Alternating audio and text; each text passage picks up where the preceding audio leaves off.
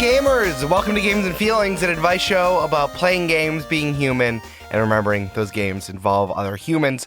I am your question keeper, as always, Eric Silver, and the activity in my life that I want to replace with a quick time event or a mini game is riding on public transportation. Ooh. Not driving, but if I could get on the subway and then hit like X, A, L, whatever, or like I use the Ocarina of Time to go from the A to the L to where I'm going, that would be really helpful. Oh my God, that'd be incredible. I'm picturing it like that game where you have to hop between cars to cross the road. Oh, yeah. It could be like Crossy Road, or it could be Frogger. Yeah, that Frogger. would work too. Yeah. Amanda, hey, my wife, Amanda McLoughlin. What up? What human activity would you replace with a mini game or a quick time event? Mine would be getting ready in the morning. If I could have one of those things where it's like the circle is moving by and then you have to like hit a button just when the circle matches the hole that matches the circle, you know what I mean? And then suddenly I have like my makeup and hair done and I'm showered and I'm dressed. That would be incredible. I'm concerned about that if you don't hit the thing, I think it has more ramifications. Like you can't, I guess you would have to redo. I'm thinking about this as if this was a real mechanic. Like, if you missed it, I think that there's like a target on it. Like, if it's going around in a circle, then there'd be like a red space, a yellow space, and a green space, and then a super space. Yes. So I feel like you'd be walking around with yellow stuff more often than not. Yeah. Okay. Maybe then it's like you'd have mid makeup like on when the whole time.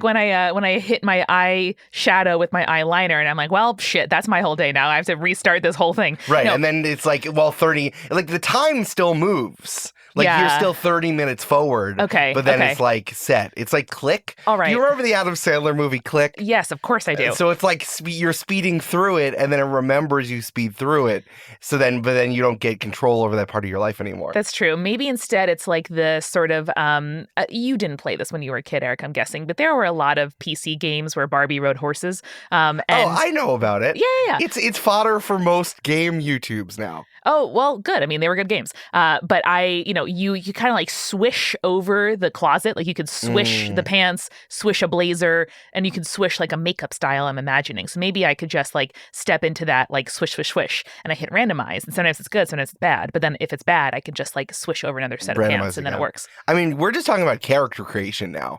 That's I think true. The biggest problem about this is that it would have to be real time. So like you would spend 3 hours every morning doing your character creation.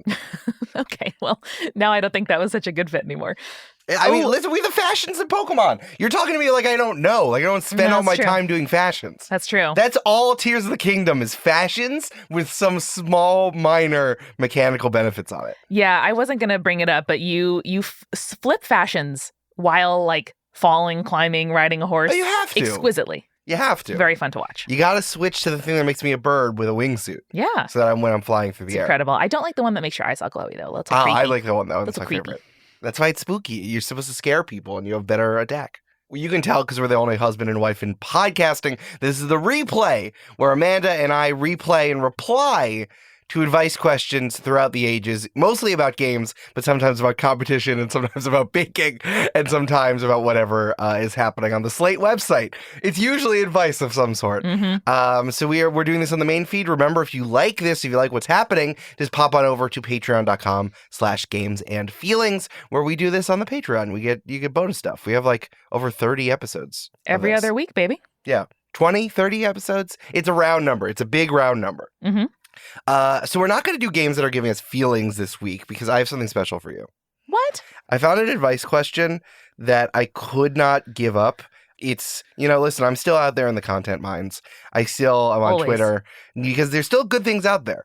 The thing is that much like, it's like I'm in a little barricaded area with a zombie apocalypse where the zombies are Nazis and they're Nazi zombies. Yes. So it's still good because I want to be plugged into the internet and what the internet has to offer us. You can still grow things from a farm in the zombie apocalypse. Okay. So I have a very specific question for you. It's not about games, but it is a advice question. Okay. And it really embodies what we do here. I'm ready. This is from May 25th. 2023. Oh, a fresh one. Very recent. Fresh this one. is from Dear Prudence. Uh-oh. Advice from Janae Desmond Harris. Once again, shout out to Janae Desmond Harris. She's doing a hard thing. She's doing a difficult job. She's doing an advice column in the year of our Lord 2023. definitely put there under some glass ceiling Set up to fail. expectations. Yeah. Definitely set up to fail. She gives bad advice a lot. She does. She also crowdsources things often. Twitter showed me her tweets recently around like, hey, haha, this question is hard. What should I say? And she's like tweeting through it in a way that I can empathize with if this is your job. But also, I don't love the product almost any of the time. Yeah. Okay. So I'm hiding everything about this. I'm not telling you the headline. I'm not giving you the name. Okay. I need to just read the question for you. Okay. You ready? Yeah. All right. Dear Prudence, I, a married woman, just set up a single male coworker and a single female friend of mine on a blind date. He's a sharp guy who's traveled the world and knows all about fine foods, wines, classical music, designer labels, etc. Again, every single person who writes into Slate like lives in the best apartment you've ever seen in your entire life. Yeah, this guy sounds terrible, but continue. Okay, yeah, so she's working. You know that they work at like Northrop Grumman or something. Like exactly, they make weapons that only do headshots on immigrants. You know what I mean? Oh, no. She's ready to get to Dear Prudence. Okay, and the guy, he's a sharp dresser. He loves classical music and designer labels. And she's a stunningly beautiful and intelligent artist. I bet she's like a 5. Oh boy. Right? Yeah. Do they live in like a converted factory that displaced people in like Pittsburgh or something? She definitely does. You know? She definitely does. No, she's doing that, but it's in Brooklyn. Okay, or it's like in San Francisco. I really thought they'd make a great couple. Immediately after the date, my friend thought it had gone well and was very excited. So remember, it's coworker and friend. Yes. Okay. On Monday morning, I asked my coworker, and he said my friend was attractive and a nice person. So, body slamming seemed nice, but he wouldn't be asking for a second date. My friend was bewildered by her difficulty in finding a steady relationship, so I pressed him as to why. No, don't do that. That's so stressful. He told me they went to a swanky bar, and she, wait for it, it's written there. Okay. She, wait for it, ordered a plain glass of milk. Wow. Damn. He found this so clueless and childish that he couldn't imagine being with her.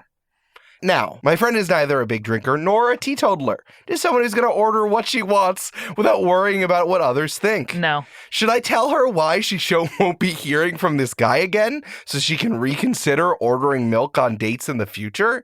Should I tell him how ridiculous he is for judging someone for something so petty? No. This is from Dairy Disorder, and the name of this article is, Help! I set up a coworker and a friend on a blind date. Her drink order ruined everything. Oh, boy. It was milk. She ordered milk. Oh, everybody did the wrong thing in this letter, as usual. This is a tasty treat, Eric. Thank you for bringing it. Thank you. I think that, like, I kind of know what your answer is. Okay, let's theoretically suppose that, like, you were Dear Prudence. What would you say? I would say you are writing this letter to clown on your friend, first of all. Like, thinking about you ask this not because you want to meddle, because you're gonna meddle, because you're a meddler. The letter writer is clearly a meddler. Oh, I thought they wanted like an Olympic medal in like being a good person. No. No, you like to get in their business. Like to get in the mix. Secondly, I would say you should never have set them up in the first place. This is a terrible idea. Don't cross the streams of work and friendship. And also, your friend is not asking for unless she's specifically saying, please ply your coworker for information as to why he isn't asking for a second date. Don't get involved. That's crazy. Oh, do you think that, I didn't even consider this. Do you think that girl setup-y did not want to be set up? This has Probably real not. like LOL, I'm doing this and then I'm going to tweet about it later energy. Yeah, unless the setup to this letter was like, hey, I, had a barbecue with friends and coworkers and two of these people hit it off and then each of them asked me if I could give each other their number and then they went out. No, she set them up. Oh, I didn't even think about that woman setup-y did not want this. It probably didn't want this, or maybe she's like a single friend that her married friend is constantly trying to get married off, which is terrible. It's a real company situation. Yeah, exactly. Yeah. And then it's like, I work with a man who is not married and I think dates women. Here you go. Like that's what it sounds like. And I can't believe both of them said yes. I can't believe she set up her coworker and her friend. Again, maybe if you're a boomer and this woman is in her 40s or like, I don't know, I'm in my 30s. Like none of this, I would never be in this situation. before we even get to the question of whether it was buckwild to order milk at a bar, and whether it was buckwild to say, I'm not asking you out again because you ordered milk at a bar. I think it's fine to not want to date someone who orders milk at a bar. I think that, like, either they're very quirky internally, and I'm using quirky, I shouldn't say quirky. They're, like, intentionally weird. Being a weird person is part of their personality. It feels like something that it is. Or this person is doing it as a prank because they didn't want to be set up. Those are the only two choices. And I only thought of the first one before we came into this recording. Yeah, I can't conceive of a person who would find themselves in a bar and order a glass of milk. That's... Right, exactly. That's why I'm saying it has to be intentional. I think it has to be intentional, or like maybe, she read in Ask E. Jean, they'll like order something weird on the first date and like see what people think of it as like a test. Like either we're in a Sex and the City episode and like she's doing it to test him, or he is saying like, oh yeah, like, like a Seinfeldian almost, oh, based on what they order, I'm not going to ask them out anymore. I completely understand that. I would also does feel like something George and Jerry came up with. I would tell the story. I don't know how to get out of this date, Jerry. I don't know. Here's what you do. You order milk at the bar. Like, it's genius. I won't be offended. I don't have any self-esteem in the first place. Yeah. So it doesn't even matter. Yeah. That's gold, Jerry. Gold. There you go. Yeah. That's very funny. I also love the description from Question Asker about what Guy setup person had said, that he called her childish. He found this so clueless and childish. He probably said, and I bet she's his boss, but I'd be like, if I was saying to someone, I'm like, what the fuck was that? That's ridiculous. Like, childish and clueless and childish is such like reprimanding. Yes. That I think is interpolated what the guy actually said, being like, she did something really weird and I don't like that. You cannot go out on a date with somebody for any reason you want. Like you can decline the second, you can decline the first date, but also, but he could also say like, wasn't vibing, wasn't feeling it. I have every certainty that she is his boss, and she pressed him until he could not demur any further before saying, listen, she ordered a glass of milk as her drink and it was really weird and I'm gonna say no. I don't think he volunteered that, as much as I am judging him a little bit for the letter writer's description of him as like a world traveler who loves cuisine and designers. For sure. This sounds like she's like, look, like he earns a lot of money, like why won't you go out with him? And the idea that two people could just like not be picking up on the vibe or like have a weird experience and decline to move forward, like she thinks is ridiculous. Why would you date Laser Wolf? He's such a good businessman in this town of Anatevka. Yeah. He loves designer brands. But also like I guess the people who read and write into Dear Prudence may not necessarily be online, like they skew older, so like I don't know how you write this letter to somebody and don't expect you're going to be Twitter's main character whenever it publishes. A lot of people don't, and I know that there's a whole thing. We can actually get into this. We should do that as one of the episodes about the guy who used to write into Daniel Lavery's Dear Prudence as a fake. Yes. Like just because he was a failed novelist and he was bored. There was a whole article about that. That was crazy. Yeah, he like came clean after Danny left the position. Yeah, and published like 10 of his letters, which were all like cribbed from plays or something. It was wild. But yeah, no, you're absolutely right. I think that just with Jenny Desmond Harris, what bothers me so much about it is that she knows too much that she's being looked at under a microscope. Yeah. And I feel like she's playing to not get yelled at, Probably. Which is something we see from content creators all over the place, which is why I'm so baffled by her answer here. So let's come down to the thing here is that like I think someone's being hinky here. Something's being weird and I don't like it. I'd be like, I want to have a conversation with all of you. Yeah. What is the power dynamics between you and coworker? Does he feel like he had to take you up on this date? Yes. Why do you feel so responsible for like setting up your friend who seems like happy and fine? And why did your friend drink milk on a date? I would ask the question of why she did that. If the answer is she's living her truth, you knew that from your weird, quirky artist friend. I mean, remember, she described her as a an professional artist. I know, yeah. Or and then it gives her an opportunity to say, I didn't want to go on that date. And then be like, okay, I'll stop setting you up. I wish we had talked about that. That's what I would say. in this to response here. And I think that you led me down that path. Yeah, letter writer seems like an asshole, and I bet both people are kind of like giving her the answer that will get her to stop asking questions. Right. And that is... He's like, coworker had to do it because they're coworkers, and friend was like, I don't like it when you set me up on dates. Like you're in Anatevka. Maybe the artist friend, I don't know, doesn't want to date for a variety of reasons. Maybe she's in a relationship and humoring you and like giving you an answer that's like, I don't know, like I can never find a man, and then like leave it at that. Or maybe artist is not nice and pranked this man.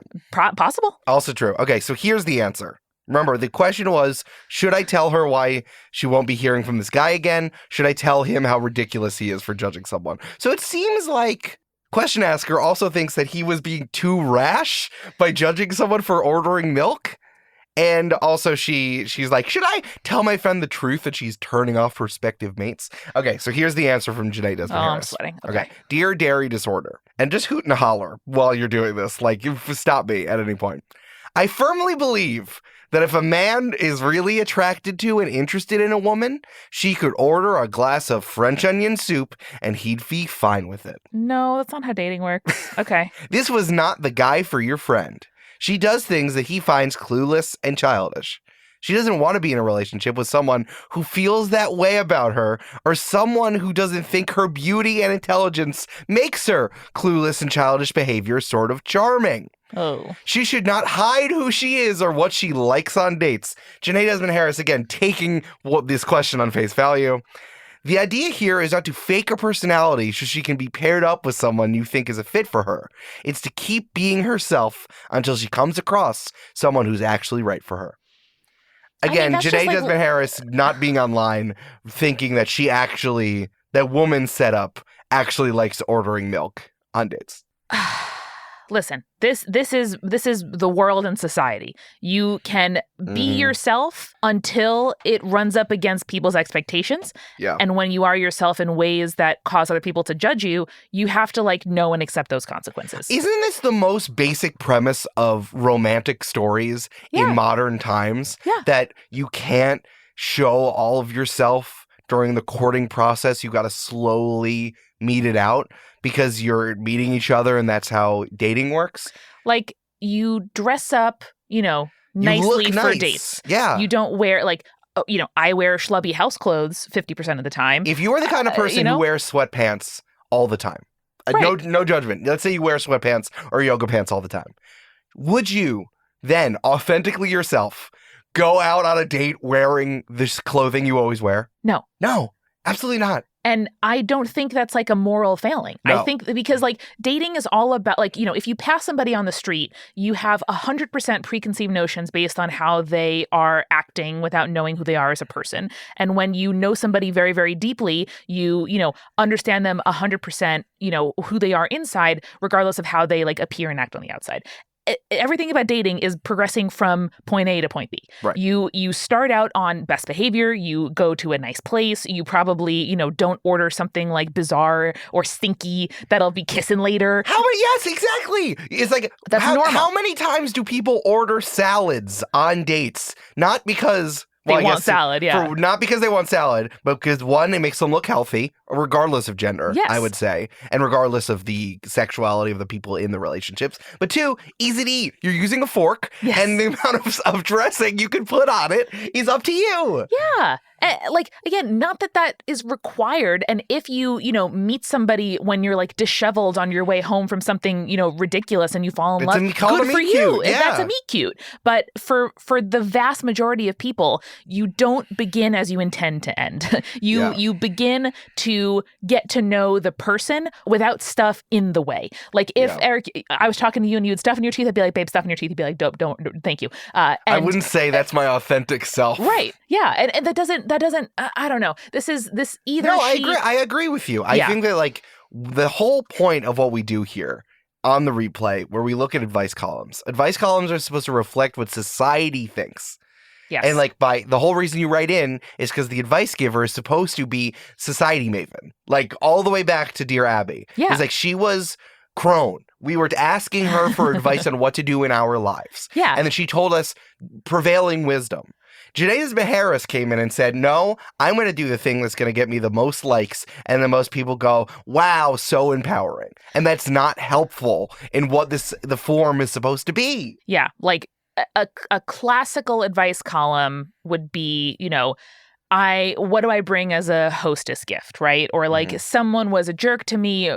Do I still have to give them a present for their wedding? Right. The answer is yes. Like, just like, what does society dictate, and when do exceptions kind of give you a pass?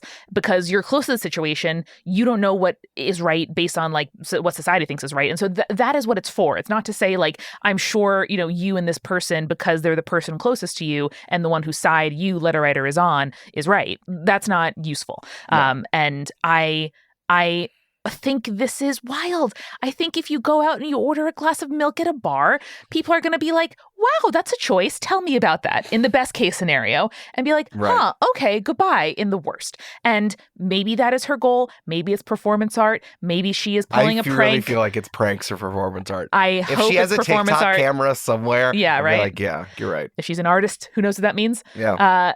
Or maybe she is a person who flouts society's rules and is like, you know what? If you don't love me at my ordering milk at a bar, you don't deserve me at my drinking water in the park or whatever. Like, okay, but that is a choice she is making, and this guy is not being a judgmental, rude asshole for being like, wow. I don't want to date someone who drinks milk on a first date.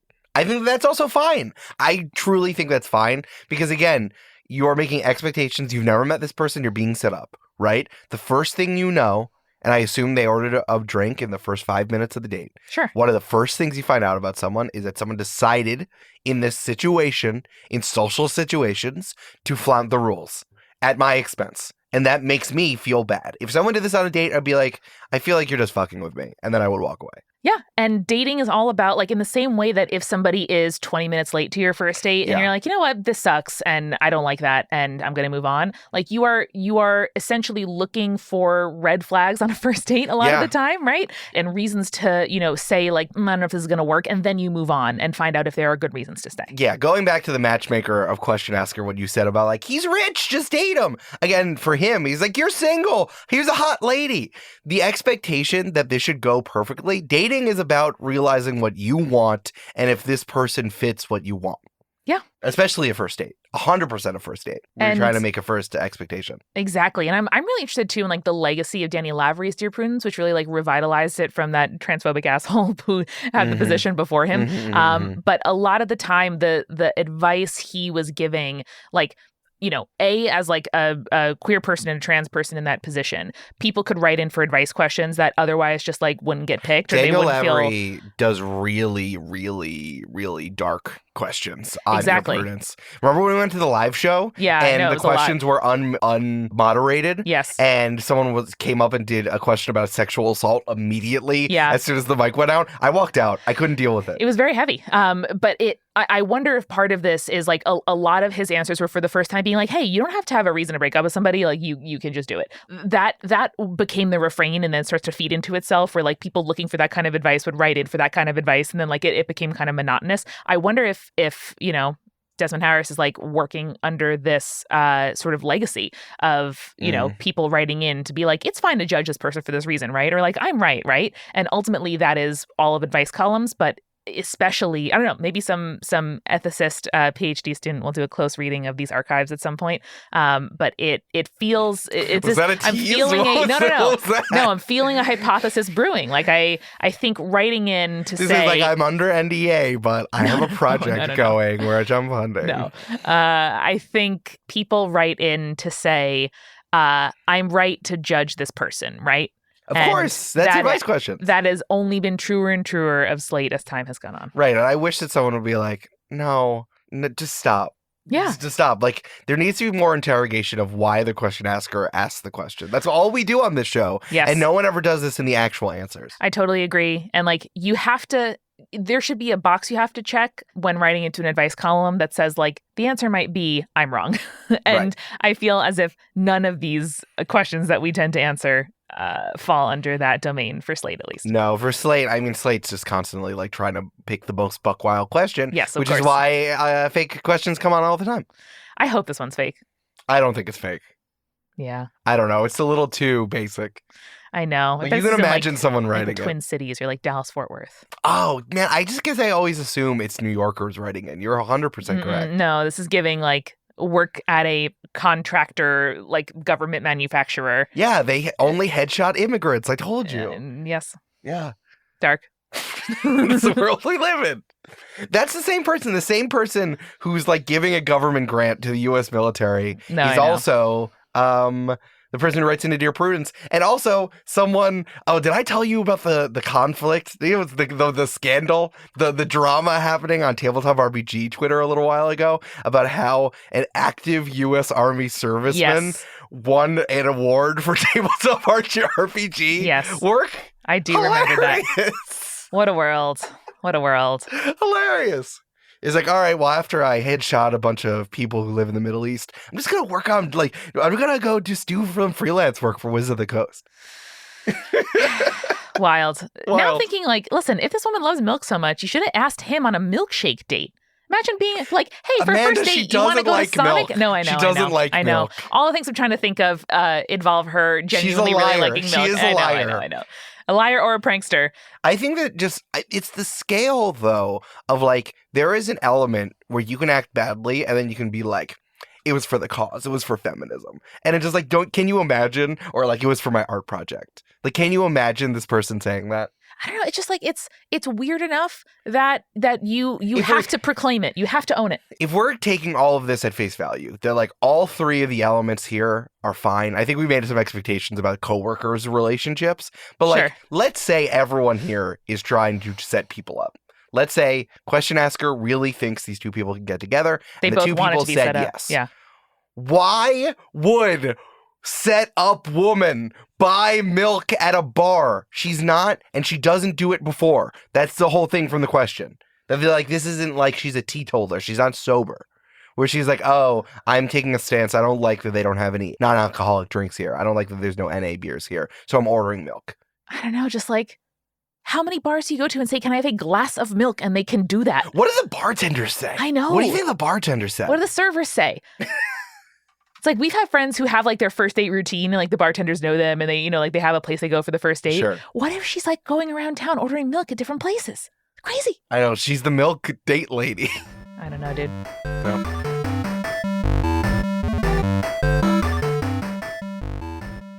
Hey, it's Eric, and I made you gazpacho. You can sip it, and I have these little cups, and it's acidic and cool here in the summertime.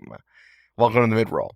Just to remind you, take the Multitude survey. This is the last week to do it, and I would really love some feedbacks on Eric Silver shows.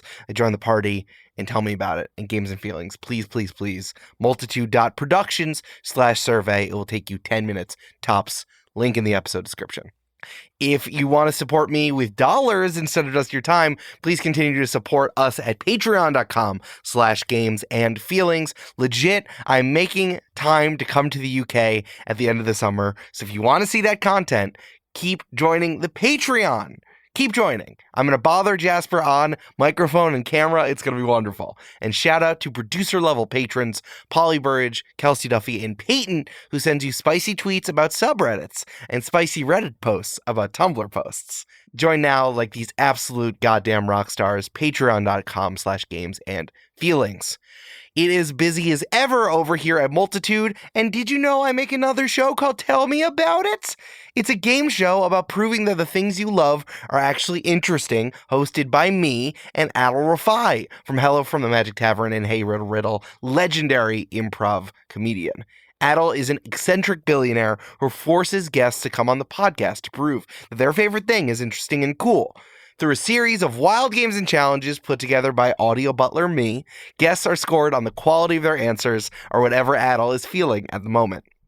Think about this like podcasting Taskmaster or an in-depth conversation about something your friend is super into mixed with hunting humans for sport. And the high scoreboard is always there, filled with some of your favorites in this medium. That's Janet Varney, that's Jeffrey Craner, that's Matt Young, and your favorites here at Multitude. New episodes every other Thursday. Tell me about it, the most fun podcast run by a multi-billionaire. We are sponsored this week by Quest Chest from Bookworm Games. They make modules and tabletop RPG accessories, and right now they're running a Kickstarter for a Quest Chest. Say that 3 times fast. That's a system-agnostic TTRPG module packed full of physical props, puzzies, narrated voiceover, music, and more. The Quest Chest contains a full module with several sessions worth of content. Run the first 4 sessions independently or time them together as a campaign, because there's narrative through lines linking them together. The physical props are something you can't get anywhere else, with legit wax-sealed letters, metal coins, maps, and even scented candles and tea. This is truly system agnostic. You can play it with D&D 5e, Pathfinder, Powered by Apocalypse games for levels 1, 3, and 5. So go to bookwormgames.com and back the project or buy the previous 2 Quest Chests. That's BOOKWYRM, like your Chaucer, games.com. Bookwormgames.com. We are also sponsored by Gender Spiral, a new podcast about all things gender. Through interviews with folks all across the gender identity spectrum, we'll explore what it means to be a human in our modern gendered world. Gender Spiral is hosted by Allie Beardsley, comedian and actor who you might know from College Humor and Dropout, and Babette Thomas, artist, radio producer, and researcher extraordinaire. As non-binary folks, Allie and Babette are going on a quest to explore topics around identity and gender by interviewing experts on the topic, trans and queer people. Trans and queer folks are constantly examining their experiences moving through life in a society focused on the binary definitions of gender. But really, everyone should feel free to explore how ideas of gender and gender roles work for you and against them in our modern world. No matter your identity, Allie and Babette invite you to join them on this gender journey. Check out Gender Spiral every Tuesday, wherever you listen, starting June 6th. So it's already out. Go check it out. And now, back to the show. All right, well, that was my little president. That was half the episode. Damn, man. Do you want to talk about Twitter's main character from the week before this? I do. All right, this is from the New York Times Ethicist column. What is this? Well, Eric, this is a... the New York Times just does stuff, and I'm like, what is happening right now? Is this under the op-ed, stuff?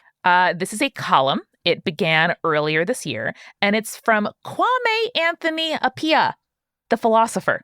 Oh, okay. So it's an advice column written by a philosopher. Exactly right. Interesting. Okay. It is also a subscriber-only newsletter. So the New York Times is continuing to crib Slate's business model. And yeah, they started this in April. So it's just 6 weeks old as of the time of recording. And each edition involves feedback from the one before. So we also have the New York Times subscribers' comments on this, which is a whole different flavor of wild. Oh, man. I like this. Hasn't broken through to the larger internet. One, because Twitter is no longer, like I said, it's a Nazi zombie apocalypse. Yes. But also because the current iteration of the internet is increasingly paywalled. Yes, it is. So someone needs to have bought the paywall in the first place to then decide to give it to the masses. Exactly right. Interesting. Okay. I'm very excited for the question, the ethicist's answer.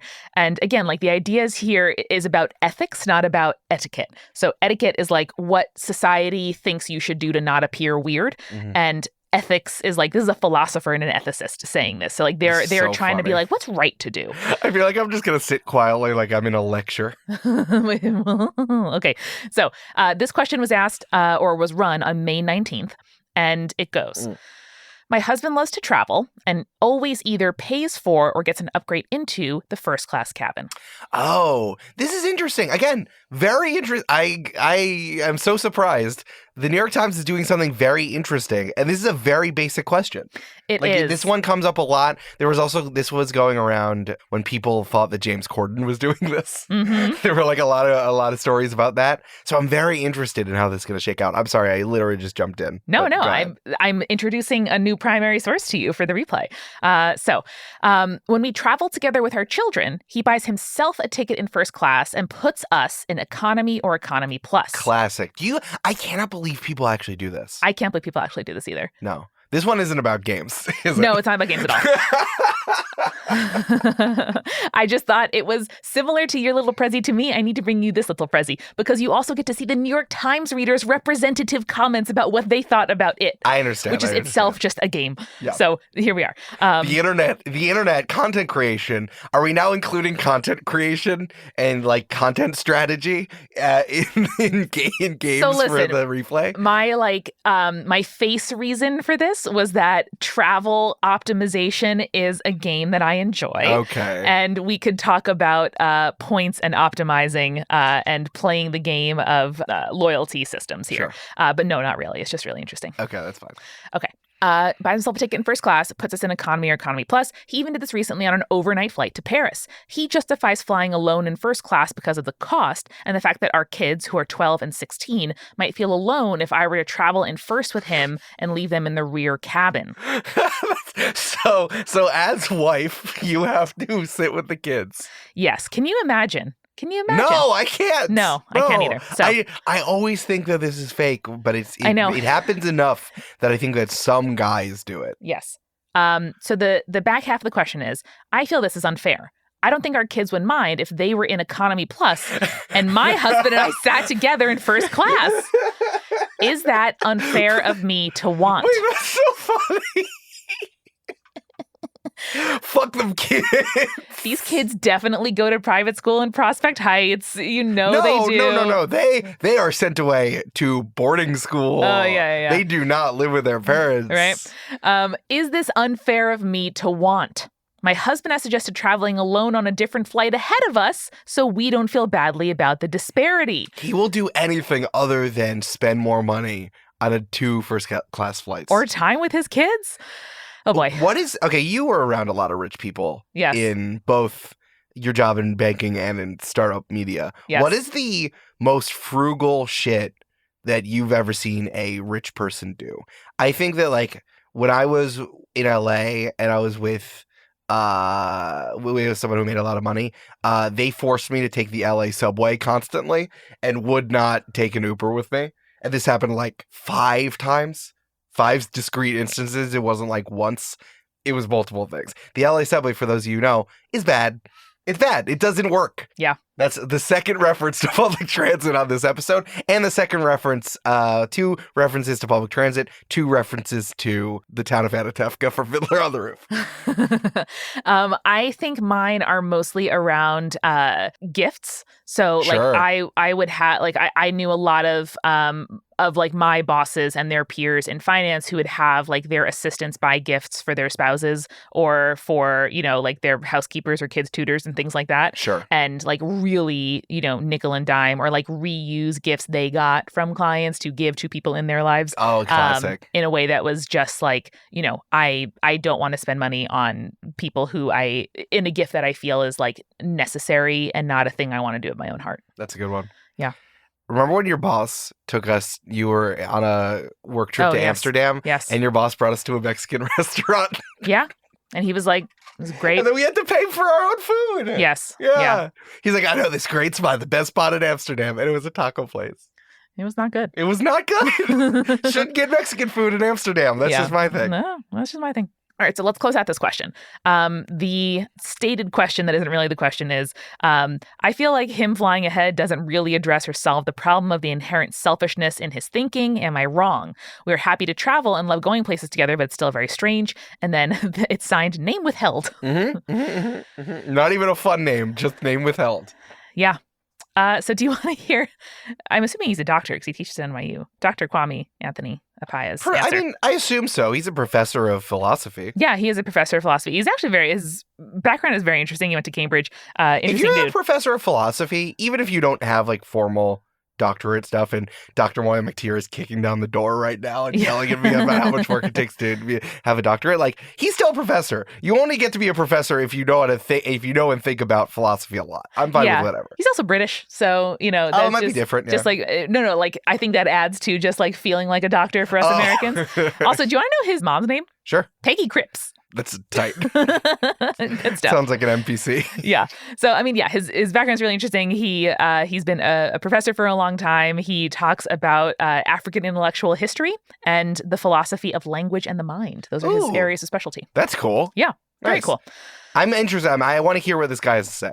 All right. So his response is, the institution of marriage has always taken on characteristics of the society in which it arises. But a modern marriage is meant to be a pairing of equals in which each partner treats the other with respect, consideration, and dignity. Interesting. This is very interesting because question asker's husband thinks he can do this because I assume he's the breadwinner. Right.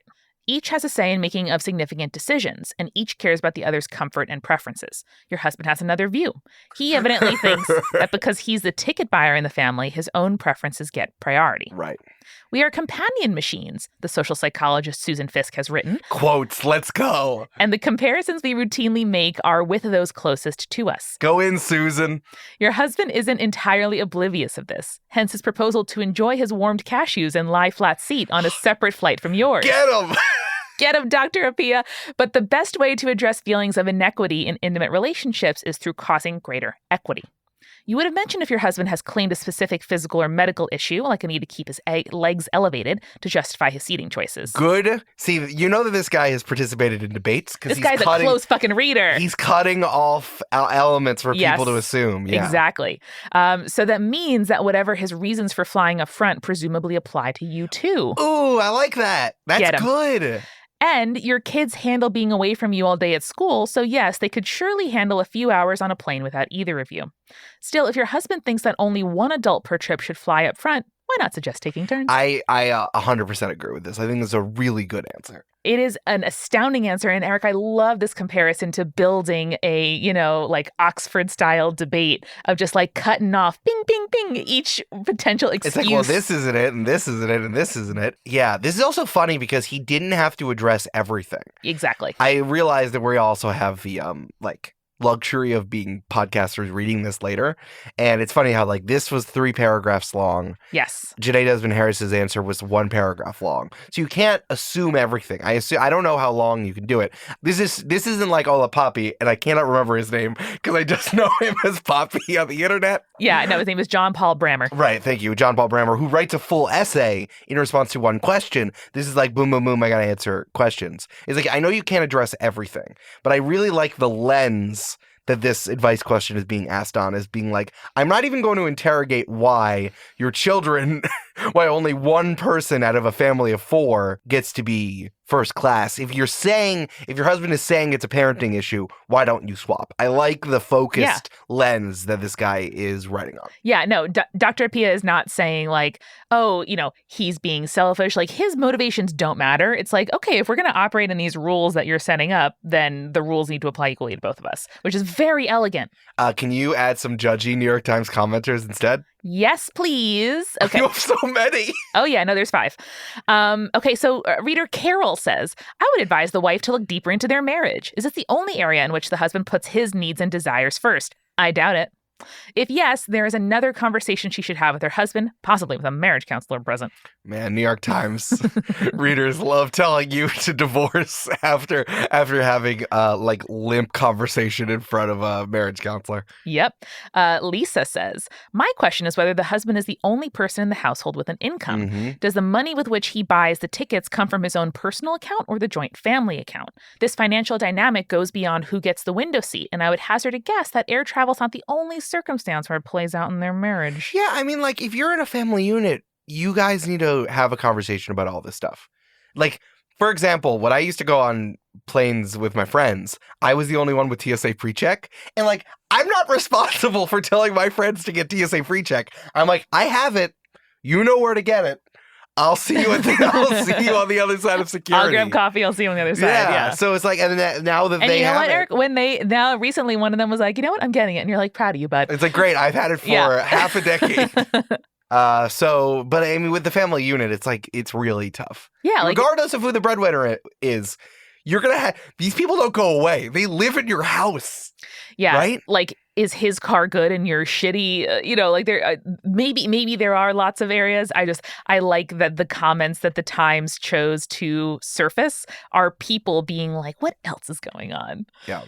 I always like the scene, I think in like prestige TV or prestige drama or a movie where like people have like an unequal relationship or at least like a balance of power dynamic. And they just like plainly say it. It's like, I make more money than you and you're my hot wife. So I'm going to take care of you all the time, but I'm going to spend more money on me and you're going to look hot all the time. That is our social contract. And I'm like, I'm glad. I love it when humans just say the feelings that they're thinking or really lay out the relationships, the power dynamics here. And I think it's gripping because no one ever does it. And I wish, maybe they do. I wish that someone had just had the conversation being like, listen, the one time I get to feel, and I'm not trying to humanize husband here, but let's say they had this conversation. Say, I make a lot of money. I work a lot. Sometimes I would like to spend a little more money on stuff for me. I'm not expecting you to work. I want to keep you in the lifestyle that you're in your household, but sometimes I'm going to spend more money on me. Planes especially, because I hate flying on planes. Are we clear? Is this okay? Can we make a balance? Can I do this thing and you can do this thing?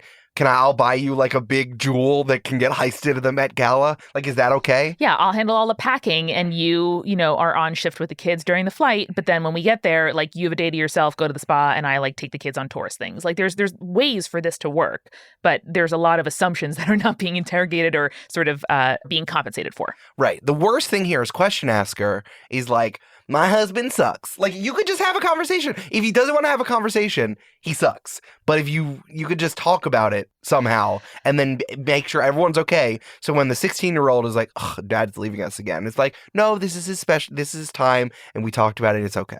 Yeah, the line that stood out to me, Eric, upon rereading this today is, my husband loves to travel. That's how this letter opens. Right. Does everyone want to travel? Are they doing it because like their friends are going to Rome and they also want to go to Paris? Like, or is this a thing the husband wants to do for himself and he either like doesn't want to, hasn't taken the effort to, or like doesn't, have the words to say like, I want a thing for me. And like, you should have your own, you time and I should have my me time. And mine might involve like spending my money on an overnight trip to like Montreal or golfing or some shit. I am buying all of us tickets, but I'm going to upgrade myself because that's what we said. Yeah. Right. This is dad time and your thing later is mom time. Like that, there's a version of this that makes complete sense and is totally equitable, I think is what you're getting at. But of course, they have not had this conversation because he might suck and she also might suck, which is why everyone who I think writes a new advice column, I'm just like, talk to each other. Have a frank conversation. Yes.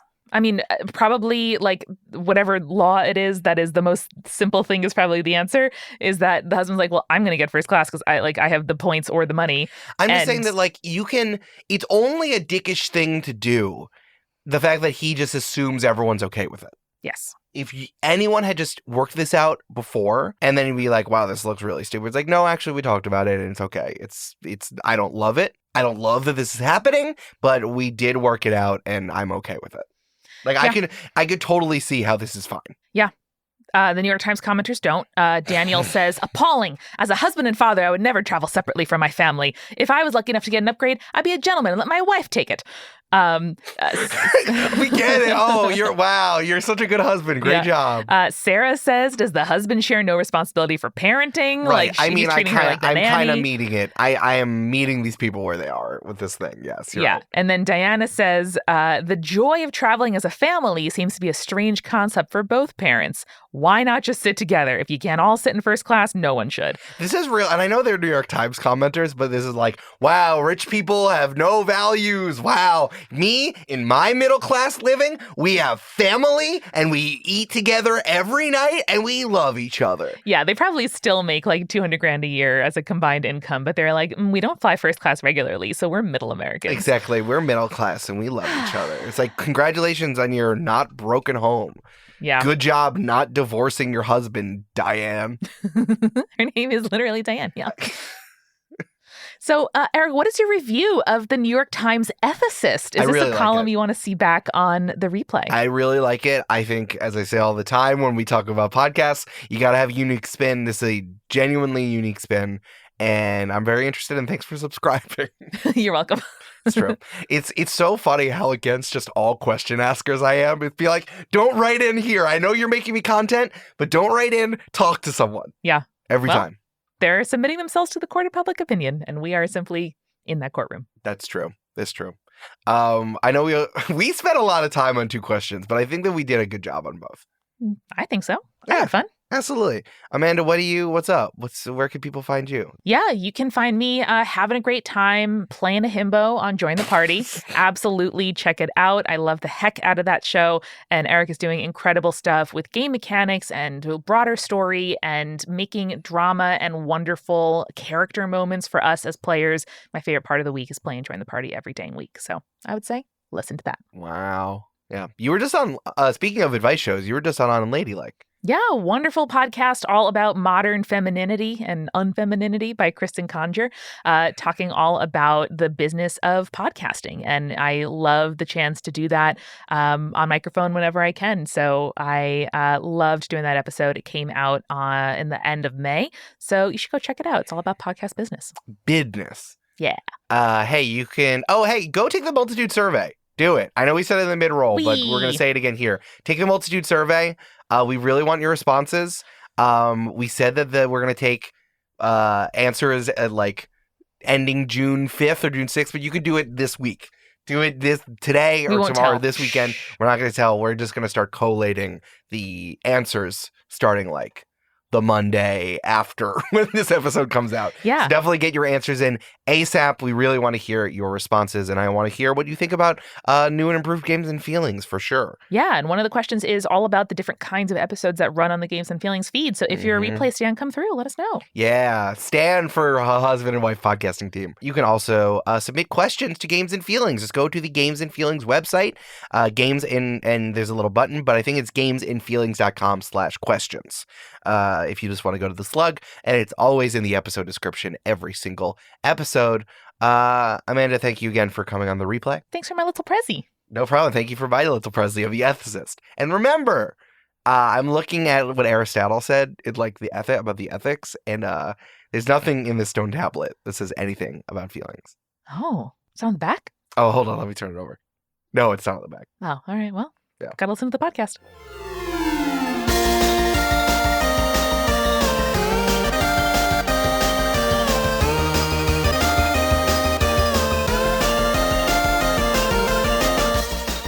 Games and Feelings is produced by Eric Silver and edited and mixed by Mischa Stanton.